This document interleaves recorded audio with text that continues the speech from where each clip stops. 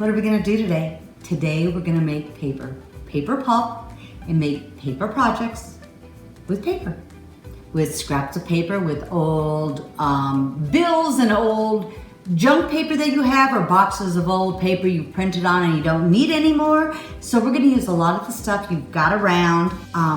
This one right here we put into a mold, and it's got flower seeds in it. So you can plant this paper pulp flower and grow flowers. And then some other fun, thicker papers that you could turn into so many different things. But let's just get started. So before we get started with the project, I'm gonna show you some of the tools or some of the supplies and things you're gonna need to get started with. This is a paper mold with the screen in it. But on Amazon, you can find different paper molds, paper screens, and just type in paper making, or you can go into Pinterest, and a lot of people on there show you how to make your own. And they're really pretty simple, or you can just pick one up. And then I have some pans. So when I have these in here with water and another pan for water, you use a lot of water in this project. These are called couching sheets, and actually what they really are, it feels like a watercolor paper, and it's very absorbent, so that when you lay your piece on here, you're going to get water going into this to dry your paper out that you're making. And then there's a sponge, and you'll see how we use that. I use this little screen if I'm doing molds especially, so then I can just go in and pick up my pulp, and it makes it a little bit easier. Here's a little board that you'll also use to help squeeze water out. But when we get going through the process, you may find things at home, or you may find one thing works better than another for you. You're gonna need a blender, and I bought this blender just for making paper. So this is the one that I use for that. And I have a big pot here. You're also gonna need an iron. I usually use a big steam press, but you know, I wanted to find things I thought you guys might have. But these are really the basics that you need. So let's get started. So the first thing you're gonna do is get whatever paper you're gonna use. You can use old junk mail.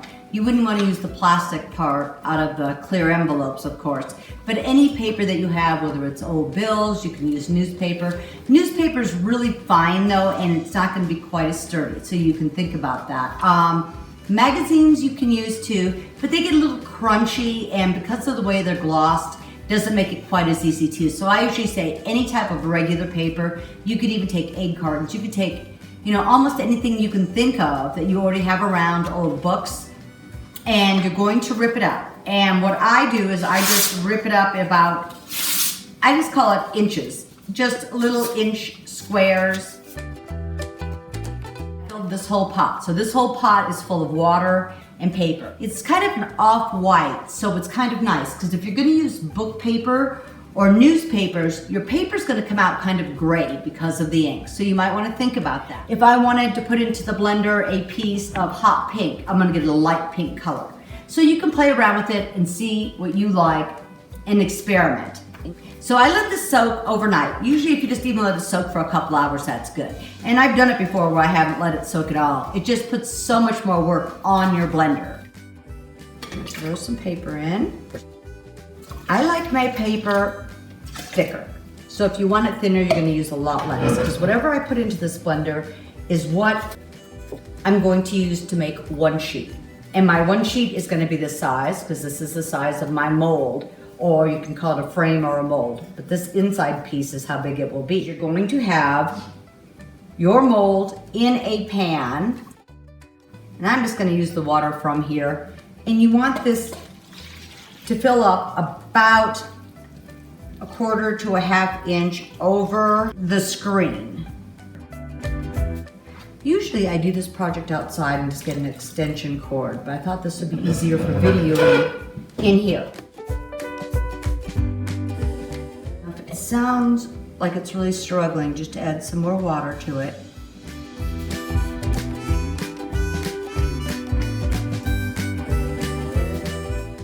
And you'll be able to tell, because you'll be able to see it looks very pulpy. So normally I'd pour in here just what I want to pour to make one sheet. But since I did so much extra, I think I'm just gonna use this screen and put it in. So what I'm gonna do then is just with my fingers, you can see this in here, the water, that's why you have your water a little higher, so it kind of floats, and you can see what I'm doing here. And fill it all in. And after done this a few times, you're gonna get the feel for how thick or thin or what it's gonna come out like. Now you can see that. Now when I pick this up,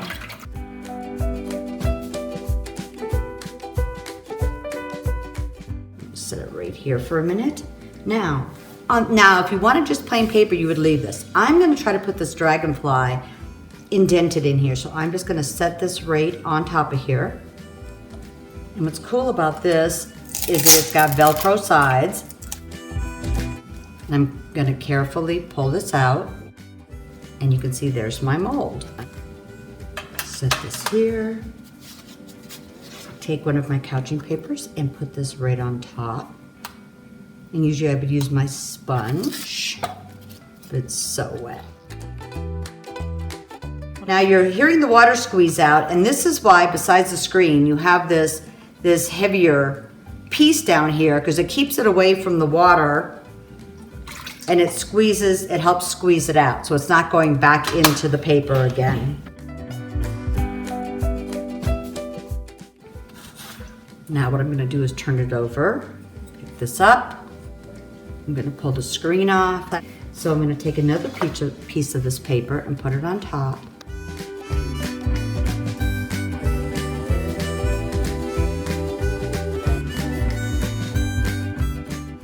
And then if you wanted to, you can use this to help squeegee out the water.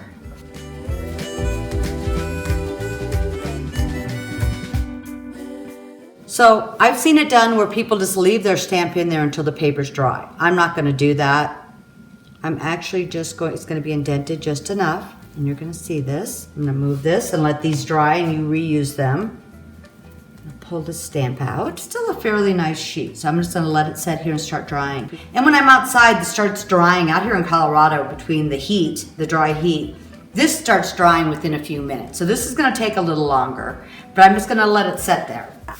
Okay, so let's get to our next piece we're gonna do. So this next one we're gonna do, I'm gonna add some decoupage pieces to the paper. So once again, make sure I have at least 1/4 to 1/2 inch of water.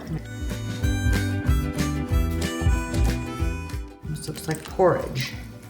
So if you want it really, really thin, you just hardly put any in. And you just want this to look smooth in here with no openings. Okay, so here we go, and I've kind of moved it around to shake out some of the excess water. Set this down. Now I'm gonna add something fun. I'm gonna add this up in this corner right here. Thinking of maybe adding some lines with string. And this is like a waxed thread.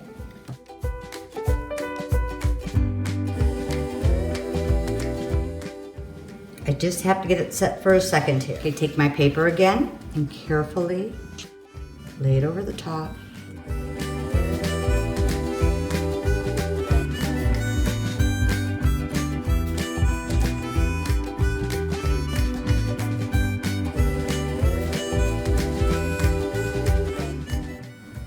This will flatten it out real nicely, but when you iron it, it really flattens it out too. So when the paper just dries, if you're just letting it dry without putting it in between anything, it's just gonna curl up. But even with the ones I stamped when I ironed it, you still see the image, believe it or not.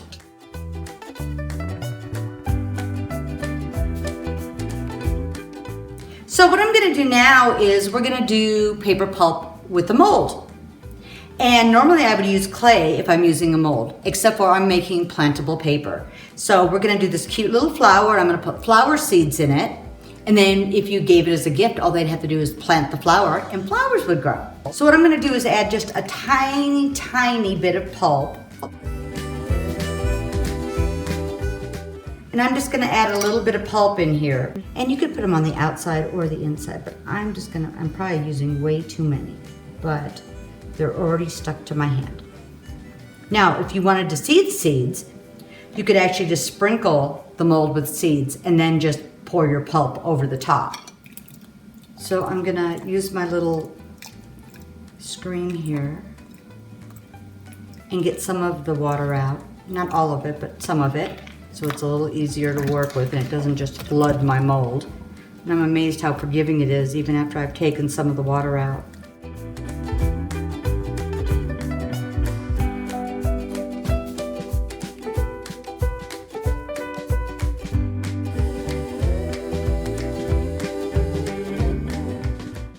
And this IOD mold has this micro rim, so it's really nice. You get a really nice edge. But if you needed to, you could still just trim any extra off when it dries.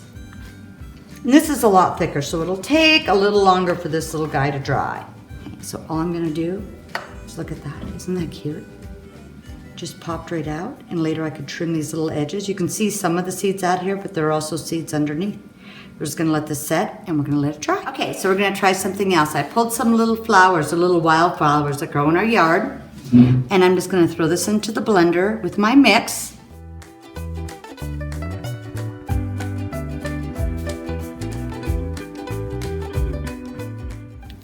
Pour this in here. Actually, I'm just gonna pour all this in. Well, this is gonna be a little thick, but that's okay. This is what we're doing, is playing. So you can see all the pretty little yellow flowers in this. Oh, that is pretty. Lift it up.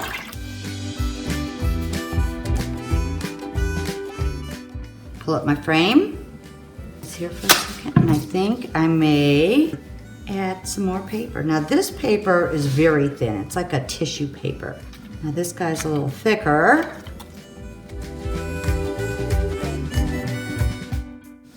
Oh yeah, this little guy's pretty thick.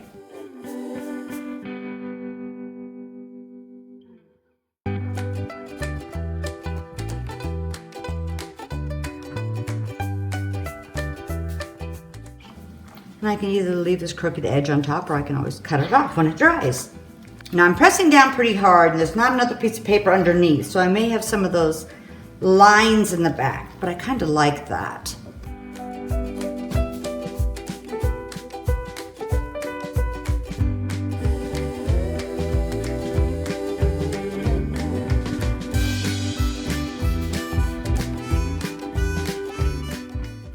Now I can feel a lot of bumps in this. I don't know if you can see this on the back. And those are from the actual flowers, but look how pretty that is with all the speckles of the green and the yellow in there. So what I'm gonna do now is maybe add some color. And this is natural, and this is just ground turmeric.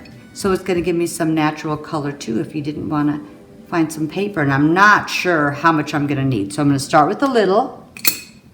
And I'm just trying to give you some different fun ideas you can do with making paper. I think that is good. It almost looks like a pureed pumpkin.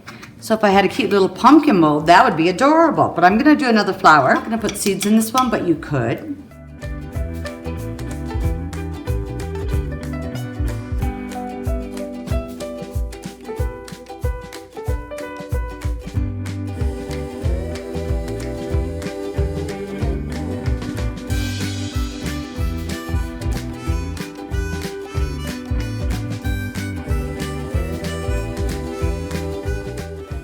So any extra little pieces, when it's dry, I can cut those off and fix those.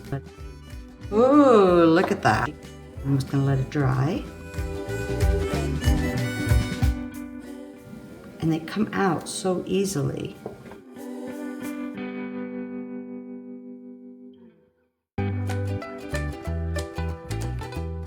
So I'll let these dry and then I'll trim them, and they're just really, really pretty.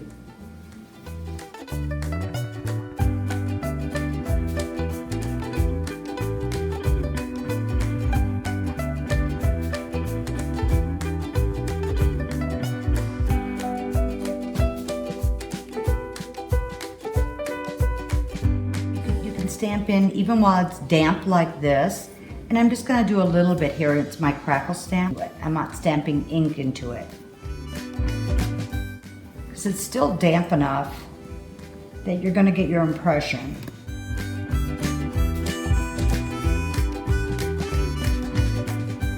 Now if you want them dry really fast, I said, besides just being out in the sun, you can just put them on some parchment paper in your oven, like at 200, 250, and they dry up pretty quick. They get hard and they'll start curving. Okay, so I put these in my oven. It was probably 15-20 minutes at about 250. And you can tell when they start getting dry, but when they do start drying, because I wanted to get these done, they'll start curling like this. So I'm just gonna use my iron, a steam iron, and then I'm just going to flatten them out, and they really do flatten out really well.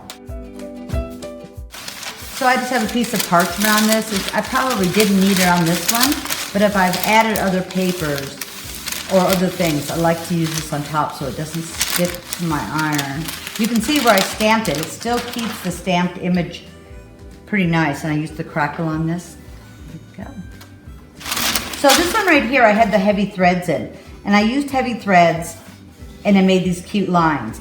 If I wanted the threads to stay in, I'd probably use a lighter thread, or while the pulp was still in there and I haven't really done much, before I've taken it out of the screen, I would have carefully laid the strings in and brought it up before I started squishing it, so that they would become embedded and a little would go over the top. So I hope you guys had fun watching this production here. You can see some of the different things we did. Added some decoupage papers to these. And I really found while doing these, the really thin tissue paper seems to work a lot better and wants to adhere a lot better, and it almost feels like it's embedded into the paper. We did some of the fun lines. I added some lavender to this one and some stamping that we did into these. This is some more decoupage, and we used the turmeric. This is still a little damp, and this one's still a little damp, and this is yellow because of the flowers from our yard. The stems and the flowers, and it dyed it, and you have a little bit more bumpy dimension to it. These I am just going to let dry on their own. Then I'm going to trim some of these ragged edges off a little bit, but I think these are going to be really, really pretty. And this is the one that has the flower seeds in it that we could just plant this flower and grow flowers. So I'm going to try to work on more. I still have a huge pot of paper. So hopefully in the next few weeks I have some new creative ideas using paper pulp. Whatever you do, have fun, and thanks for watching.